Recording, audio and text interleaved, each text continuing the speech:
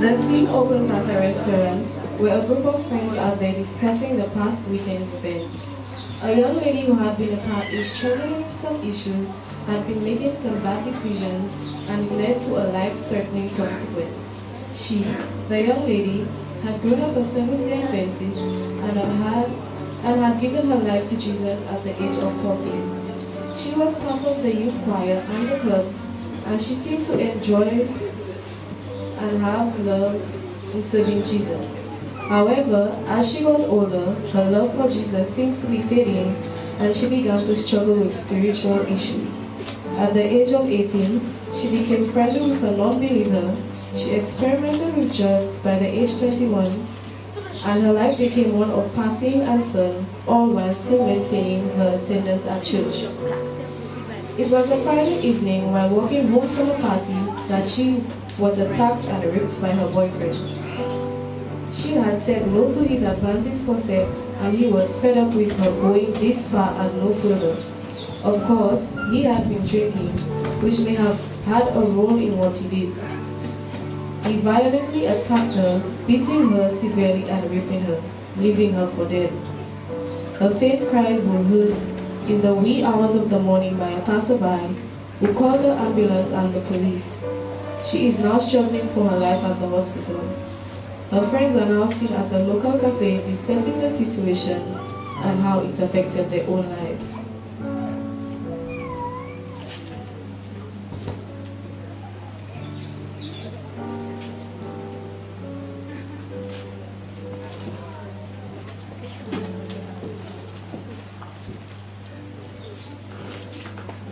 Chef, it looks like our first customers are coming.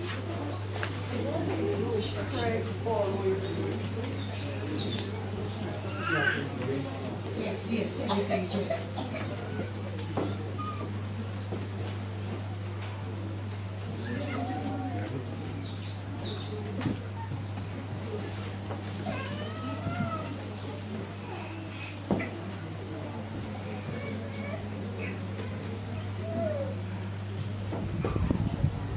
Oh, good morning, and welcome to Three Angels Diner. How are you guys doing this morning? I'm fine. You look, Okay, so. well, that's good. I hope by the end of the day, my meal and the atmosphere here. Well, will we're have only you here feel for the better. morning, so Yeah, we'll I come don't back know. another Okay. day. You know something I have practiced since I've opened this diner is praying with all my first customers for the morning. Do you mind if I say a word of prayer to you this morning? But while you're at it, please pray for our friend. She's in critical condition at the moment, and we just need you to mention her in your prayer while you pray for us. Sure, that's no problem. The Bible says that God is our refuge and our strength, a very present help in trouble.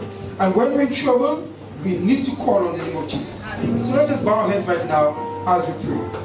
Heavenly Father, we thank you in a special way for your mercies and your goodness towards us. We thank you that you have brought us here to this place for such a time. We thank you for every situation that we have faced in our lives. We thank you for those who are struggling. Because Father, we know that you can help us overcome every struggle. We pray for those who are in the hospital bed right now, those who are struggling at home, those who are struggling with sin, those who are struggling with temptation, those who are struggling with any weakness, Father. We present them before you this morning. And now we pray that you take charge of this service, and may we all receive a blessing. In Jesus' name. Amen. When I leave you in the hands of the waitress this morning, please feel free to try our special for me. I will start you off with our complimentary bay leaf tea. Bay leaf? Bay leaf? I prefer chocolate. Trust me, Chef has the best bay leaf tea. Just try it out. Okay, I'll give it a try. What do you guys have? I guess it's big. I hope that's bay leaf. I'll be very hot for the morning, but yeah. Trust me, you'll enjoy it. I'll bring you the menus after.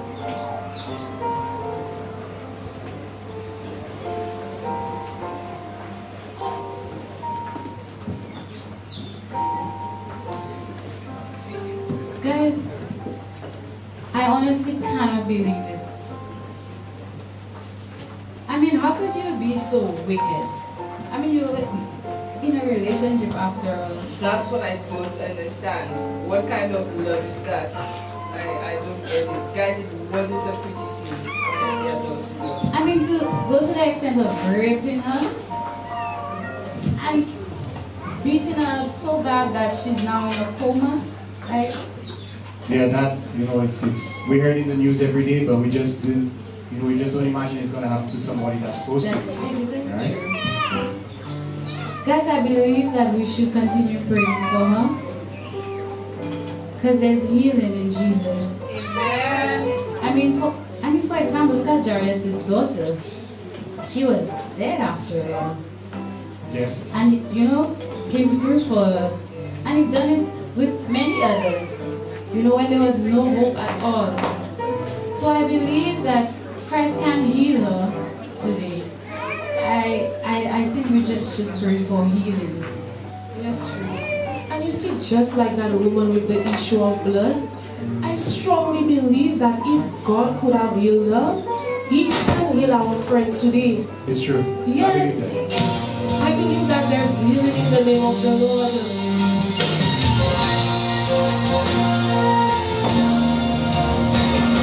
She pushed through the crowd, so weak and so frail. Often she'd reach out, her efforts failed. With faith so persistent, determined, she must touch Jesus. Her friend said, just give up for after 12 years. Your heartaches and failures, disappointments and fears. Accept your condition with the multitude. He will not see her. I can hear her rejoicing as she looks down the lane. She sees someone come and they're calling his name. Son of David, Messiah. She heard someone call him the healer. The crippled and lame were now leaping for joy. Those who were blind were beholding the Lord. Will this be the moment for hindrances many? Conceal her.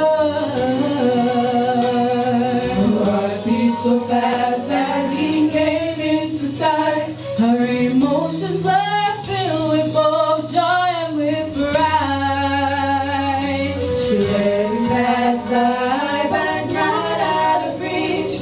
As she touched his garment, he turned to speak. Someone's been healed today. A miracle passed your way. Who touched my clothes? You've now been made whole. Step forward and play. Your faith has pulled you through. Your healing has come to you. You can receive today, right now, in Jesus' name.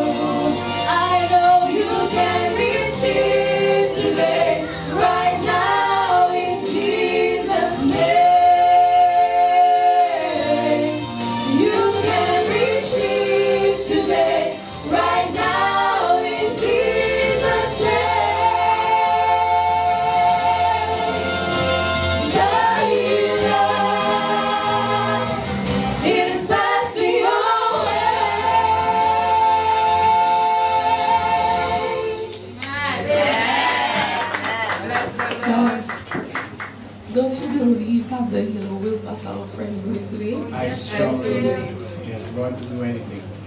No, this is something else. What happened to our friend? It has made me take a deep look into my life. I mean, I saw the signs and I did nothing about it. Yeah, I could relate to that. We also I could relate to that. Yes, we did nothing about it. But after all, she was coming from a party on the Friday night. So we can't judge though. Yes. True. Yeah. But let's not be the ones to judge her. I mean, we all struggle. We have our struggles. Some of us struggle and fail. We struggle in secrets. I know, right? Yeah, but you know, I have my own struggles. I'm so angry at times. I hate my father for the way he abandoned me. Don't ask for Ricky. I can't stand to be in the same room with that guy after he dumped me. Yes. You worth more than that. Yeah. Don't ask for Deacon Bird. This man should not be in church. Alright, I know we're not supposed to judge, but yeah. Yeah. But you know what? I have come to realize that we are all sinners, saved by grace. Which is true. And it's only for God's marvelous grace that we can be saved. Church, listen to my story. Guys, listen. I was in prison, locked up in chains. Sin held me captive to sorrow and pain. Years of frustration as love passed me by, until the Master, He heard my heart cry. Oh,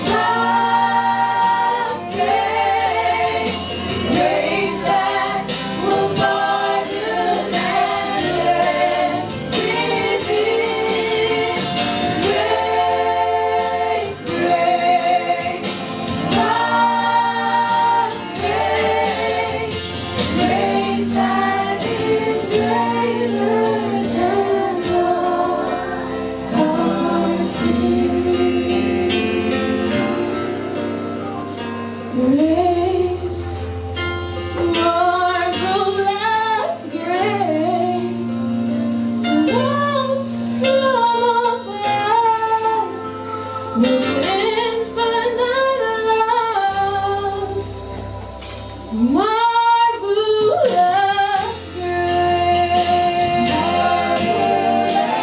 grace, marvelous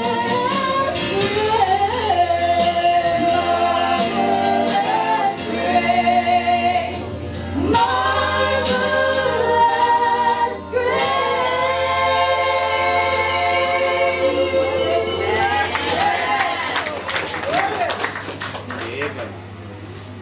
You know, Betsy, I could really, I could relate to what you're saying, and you know, it's reaching me right here. That grace, I mean, no matter what people are going through around us, and we seem to judge them because we think, well, this person knows better, and they should be doing this, and our friend, she knows better, and she shouldn't be doing that. So we seem we are in a place where we could judge. But grace is greater than our sins. And you know, just like you mentioned earlier that you saw the sign, she was crying out for help. Yes, I saw the signs too. And guys, honestly, I pretended I didn't see anything because I just wanted to be comfortable in my own space. And I know a lot of us, you know, as Christians, we do the same thing. We look after our own affairs just to be comfortable. And you sharing your testimony here with us just inspires me to do the same. And I want to share something with you guys. Now, of course, I need to speak a little softer because I don't know who else is listening. Like a waitress. But I've been struggling. I've been going through a really hard time, especially financially. You know, it's not the best job in the world. And I really hate my job. I mean, you guys are okay, you guys love it. I just hate my job. So, you know, I'm going through my usual routine, and one day one of our customers comes up to me for a proposal. He says, I got this product from you guys, and you know what, I don't want it anymore. So all I need you to do is just sign a document saying that the product is faulty, I'm going to get a refund, and I'm going to give you a cut. I said, okay. Now I should have stopped right there. But I entertained a little bit more, and I asked, well, so what's in it for me? And he said, I'll give you $5,000. $5,000. Just for your signature? Just to make a painting on a piece of paper. So I said, you know what? I should know better. I said to myself, I grew up in a Christian home. Yes, it's so true. Yes, yes. I know the doctrine. This is not the right thing to do. yes. Praise God. But guys, I struggled so much looking at my bank account at the end of the month, and I figured, you know what, if nobody knows about it, then what's the harm, right? He promised me he wouldn't tell anybody, so I caved in, guys. And I accepted the offer. But I thought you... I know. But it's just, things are so hard by me. So I said, okay, and I signed a document, he got his cut, he gave me my cut, and I was like, wow, okay. Went smooth, you know, $5,000 would definitely patch a hole. But then all of a sudden, now I have other people calling me and saying, hey, can you do this favor for me? So now I'm saying, but your signature just became popular. my signature not popular. So now I'm stressed. And I'm worried that I'm going to lose the job that I hate. The irony. And you know, that whole experience, listening to you share your testimony, just brought me to the realization that God's truth is the only thing in this world that matters. Amen. And whenever we stray from God's truth, we find ourselves in positions that we are not equipped to handle.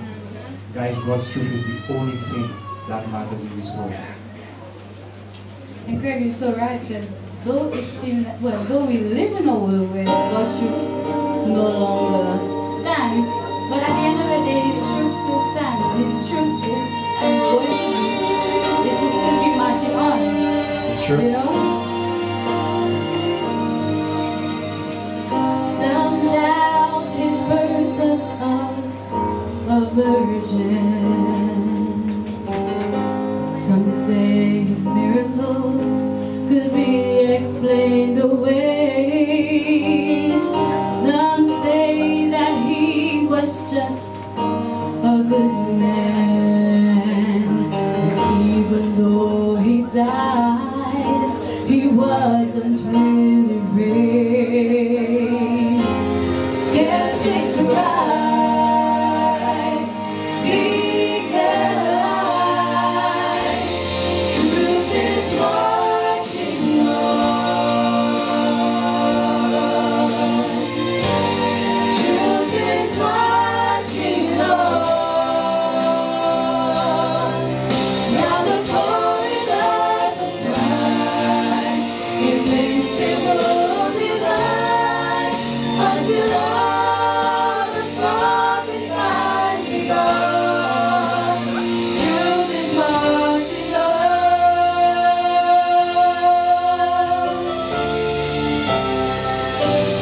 There will always be cynics and scoffers.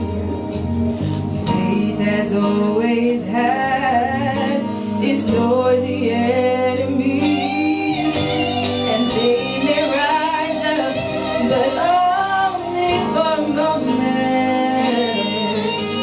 until we see the evidence through the centuries.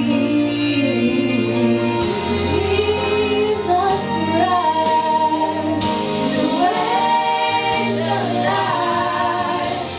Truth is marching on.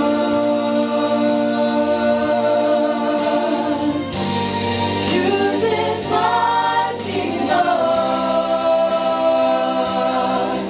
Down the corridors of time, invincible divine, until all the cross is finally gone. Truth is marching on. Glory, glory, hallelujah. Glory, glory, hallelujah. Glory, glory,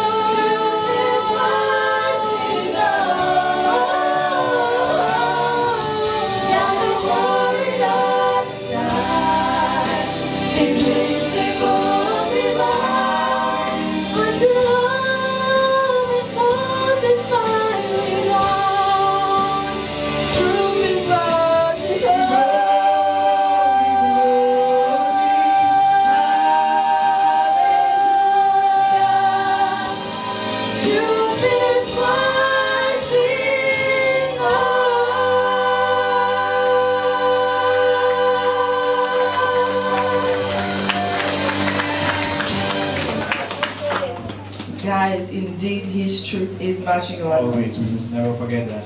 Guys, I prayed so much this morning. I just need our friend to have a speedy recovery. But I didn't just pray for her, but I prayed for Rico. You prayed for Rico? Rico. Yes, guys. As much as he did a terrible thing, he allowed the devil to use him. So I had to pray for his deliverance. That is true. That makes sense. That is what Yeah. God asks us to do. But guys, this conversation has been a shocker to me because I didn't think you guys had struggles. I mean, Where are you live? Where you live? I saw you guys in the church and to me you guys were absolutely perfect. And listening to you guys, I feel like I could open up about my struggles. So y'all know Chad, right? Yeah. Chad, who doesn't know Chad? I Come know, on. right? I mean, I know his sister. We're talking about Chad. Okay, okay. Chad. Right. So Chad and I have been dating for a while. Yeah. I was just waiting for when you actually open up about it. Wait, Hold on. so I was the last to know then? No, but like I'm the for last them because I was ones. surprised last. Okay then. Yes, I'm dating Chad. We've been dating for a while. And my father absolutely loves the guy. You saw my father dating Chad. I just love Chad. And his friends love me as well. And you know, since we're children of elders, they expect us to have our heads screwed on straight and living up right. Of course, you're a good girl. Yes, I'm a good girl. But, guys, we've been moving from kissing to touching. Guys, touching, just that's it, right? Yeah. Oh, You're not there. But guys, before this morning, I made up my mind that I was going to give him my purity. I had already made up my mind because I felt like he was the one. But listening to you guys this morning have encouraged me. And as soon as I get to work, I'm going to call him and I'm going to tell him we need to pray about this because I don't know how long we're going to last. And despite everything, I believe that Christ will turn things around for us. I believe. You know, even though I have my struggles, God will turn things around for us, guys. I want to share something with you. Okay? I'll do it like this. Sometimes discouraged, but not defeated. Cast down, but I'm not destroyed. There are times I don't understand, but I believe you turn it around for me. See, I've had struggles, I told you guys about it, and disappointments. There are times I feel so alone, and some of my friends, they've let me down. Okay, you guys are still with me, but I believe you'll turn it around for me. I believe. Around for me and for you. Around for me. And for you. And for you. Around for me. Anybody who Turn it around sees our life should be able to believe the same thing. I can see the breaking of day. God is making a way. Change is coming. I just need to believe in God. Just stand strong and believe. And as long as God is in There's control, no reason to doubt. I know He's working it out. Turn it around for me. and it will always be like this. The Lord will perfect that concern in you, and sooner or later it'll turn in our favor. Sooner or later it'll turn in my favor.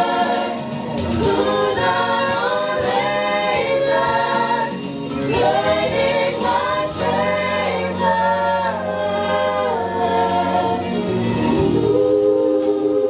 Turn it around for me.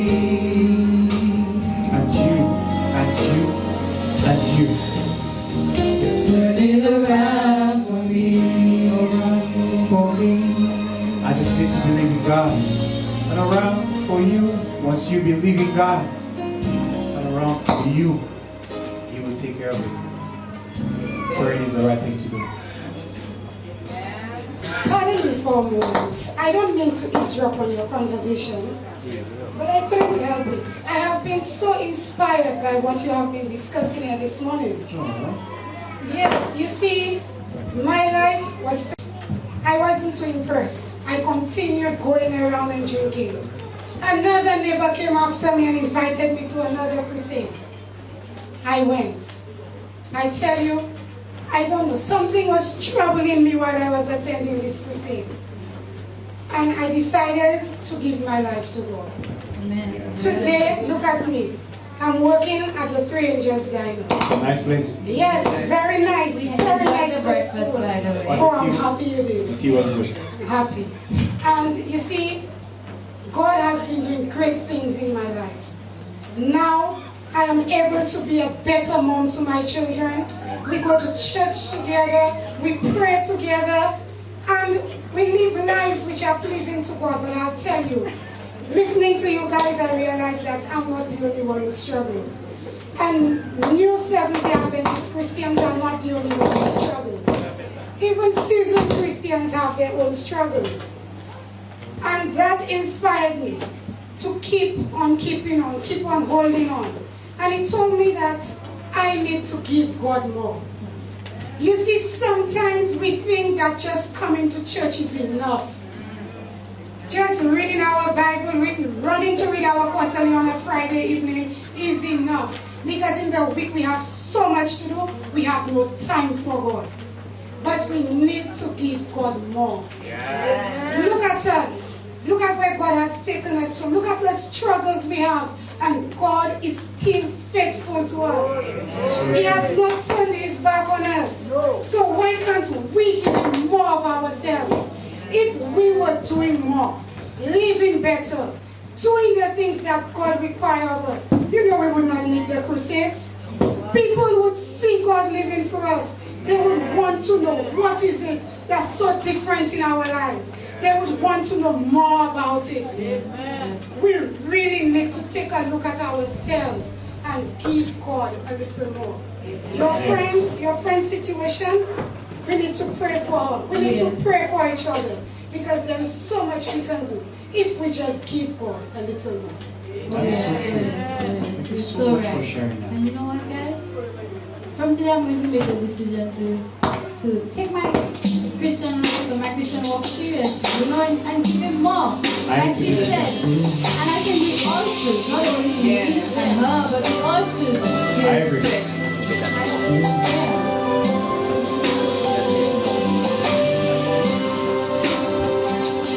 I give you more, So much more.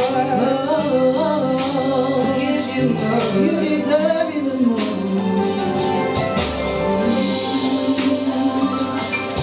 Oh, the worshiper in me wants to be free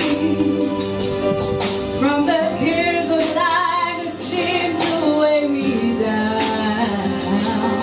Yes, the worshiper in me needs consistency to lift my hands to give you praise when no one's around. Yes, the worshiper in me wants to break free from the intellectual mentality. Now when I should be up, I'm seated in my seat. I should be lifting my hands, giving you praise and glory. Oh, I should be giving you more.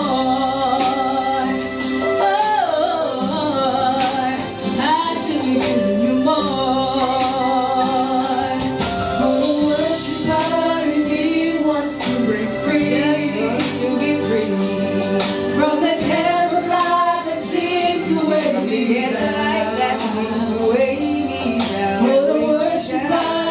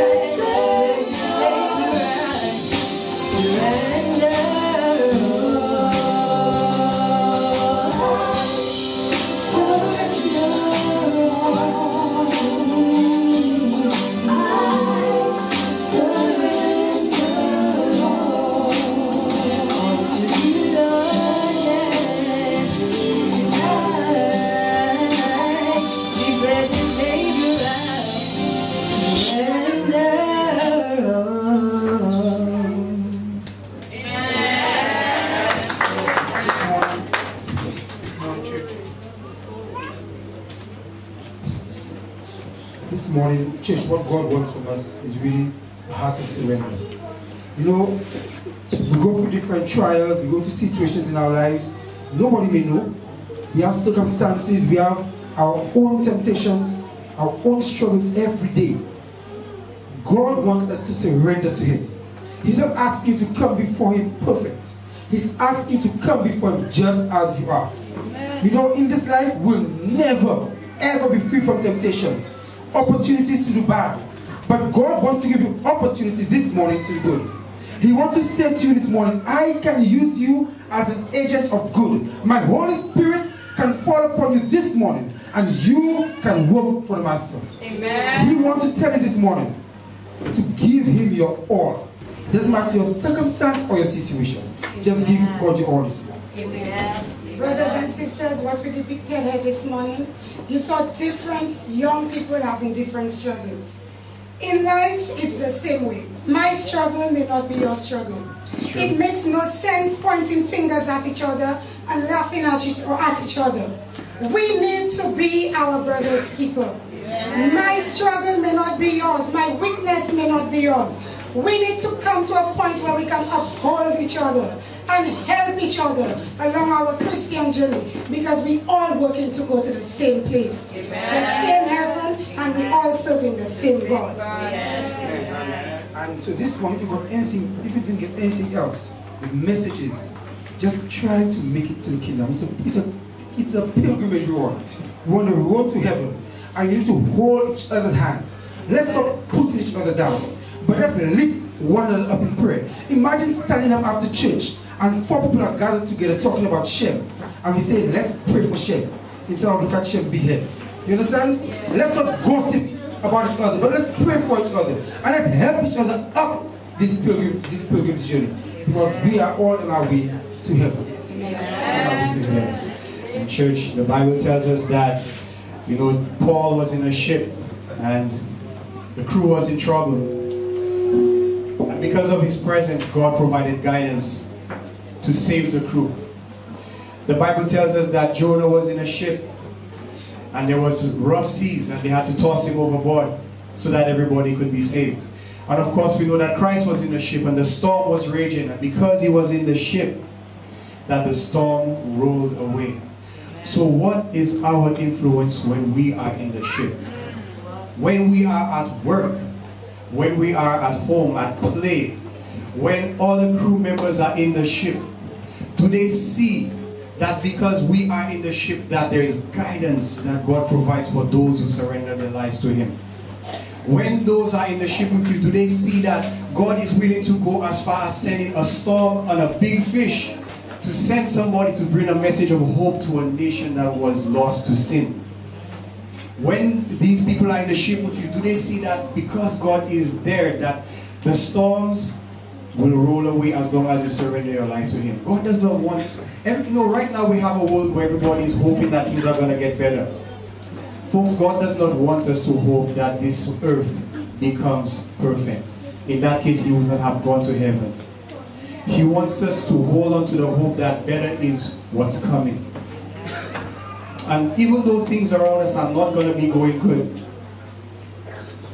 our presence in the ship should allow the crew members around us to see Christ in our life. And that is why we didn't mention the name of the person who our friend in the skit was, because the point is not what happened to that person, but it's what happens to us in our individual lives that benefits the people around us.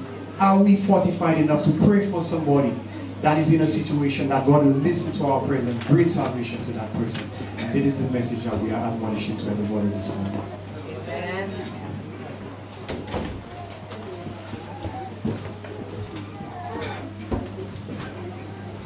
My brothers and sisters, what more can I say?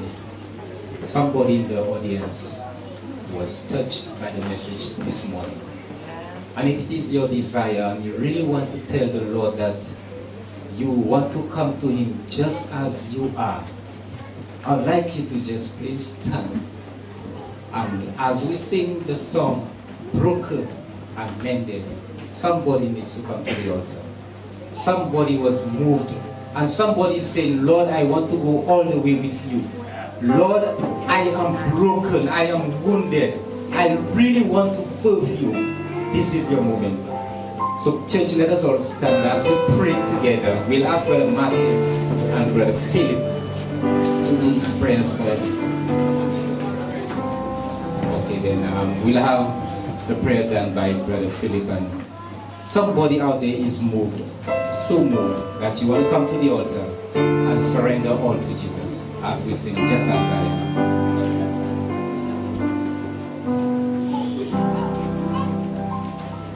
Just as I am, without one plea, but that thy love was shed for me, and that thou bidst me come to thee, O Lamb of God, I come.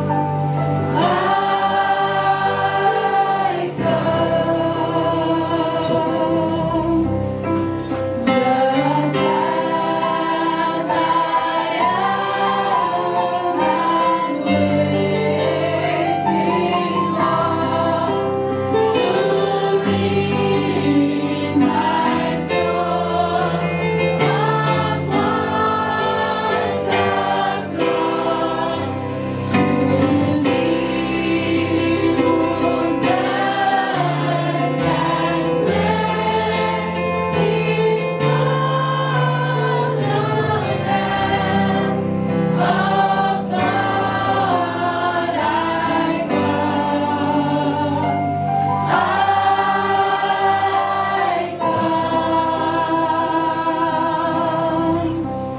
I come broken to be mended. I come wounded to be healed. I come desperate to be rescued. I come empty to be filled. I come guilty to be pardoned by the blood of Christ the Lamb. And the With open arms, praise God, just as I am. Just as I am, I would be lost. don't be afraid, somebody in the audience is struggling. Don't be afraid, just come up to the altar. Present all your burdens unto the Lord this morning. This is your moment that you really want to stand up with God and say, Lord, I want to be transformed. Transform me, Lord. As we take up this transformation. Come on, brothers and sisters.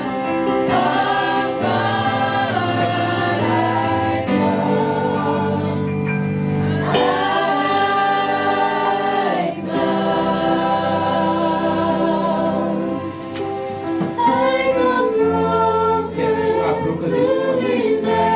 You can't be mended. Oh, are you wounded? You will be healed this morning. If you are desperate, come on, you can be rescued. You are empty. Oh, my Jesus is going to fill you up this morning. Come on, church, let us sing this song. Yes, Lord. You will be fine this morning.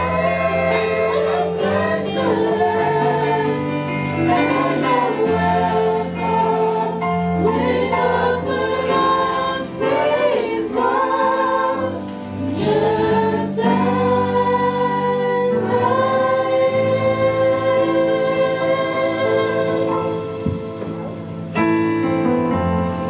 Shall we pray?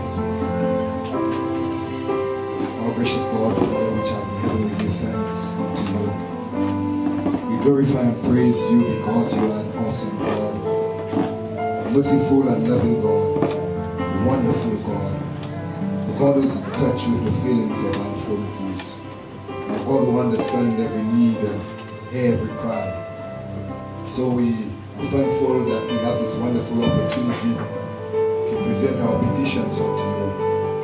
You have encouraged us in your word to ask, and it shall be given, seek, and ye shall find, knock, and it shall be opened. And Father, we recognize that there's no place else we could go to find the needs to find our needs met, but to come to you.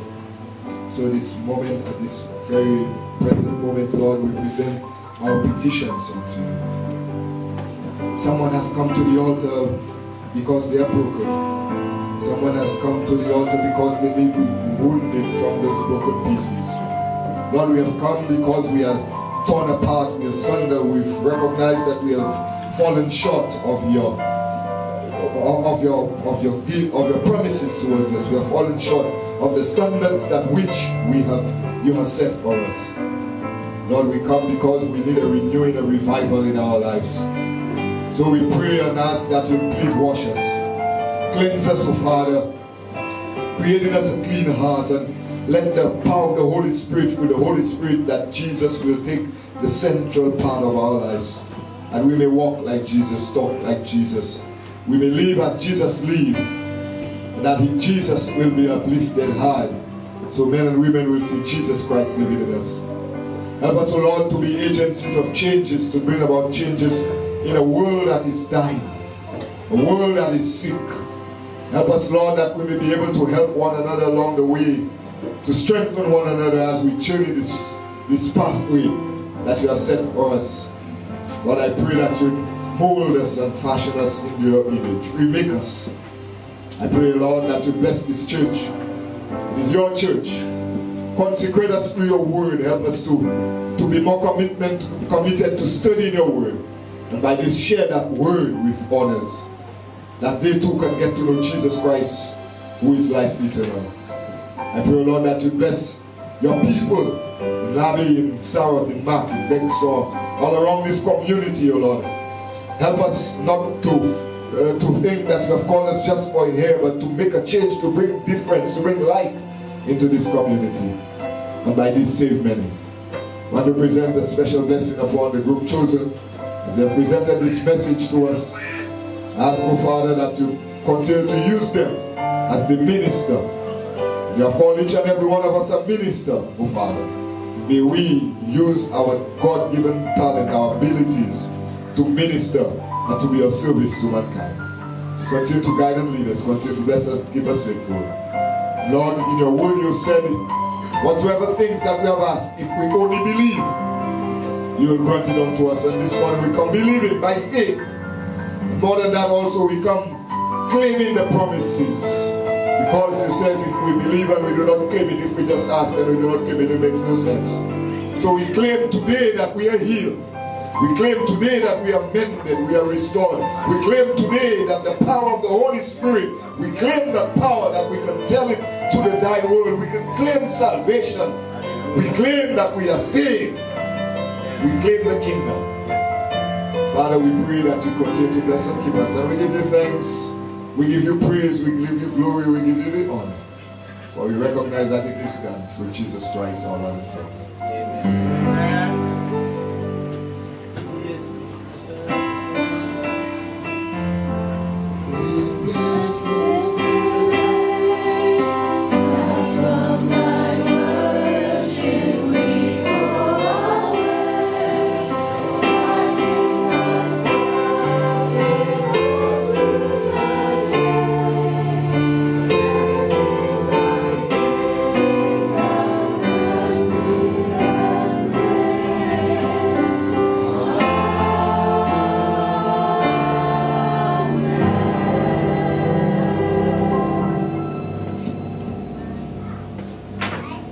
You may return to your seat.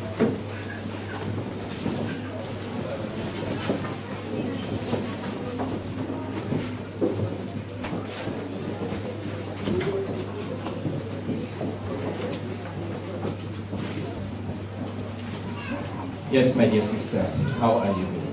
I'm good. I was blessed. Would you? Yes, I will. Yes. Oh yes, I know we all received the message. Amen, church? At this time, Reverend, we will meet the group chosen at the door, and you will continue to give them your own admonition. Let us all stand as we do the benediction.